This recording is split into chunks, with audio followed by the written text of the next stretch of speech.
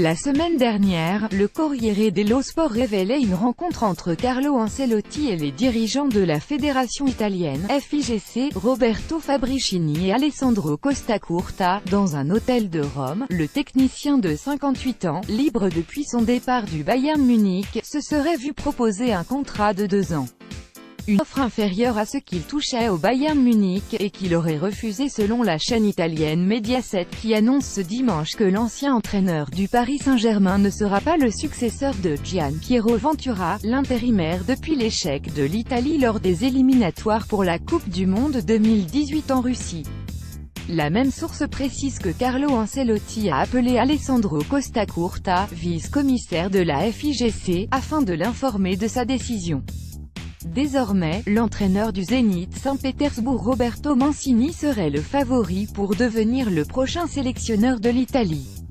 Ce n'est pas seulement à moi de décider. Après le départ d'Arsène Wenger du côté d'Arsenal, Carlo Ancelotti s'était confié publiquement sur son avenir, évoquant les Gunners notamment. Si leur plan m'implique, alors je suis content d'un point de vue professionnel, mais pour l'instant il n'y a rien d'autre. Mon avenir dépend des chances et des projets qui me seront présentés, ce n'est pas seulement à moi de décider. L'ancien gardien de but d'Arsenal David Seaman avait avancé le nom d'Ancelotti pour prendre le poste, mettant en avant l'expérience de l'Italien.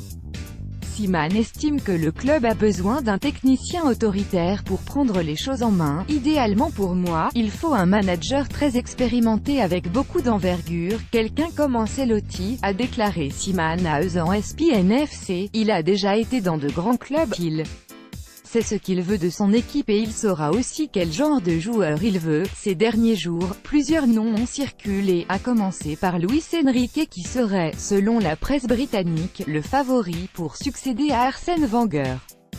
Leonardo Jardim et Patrick Vieira seraient également sur la shortlist du club londonien.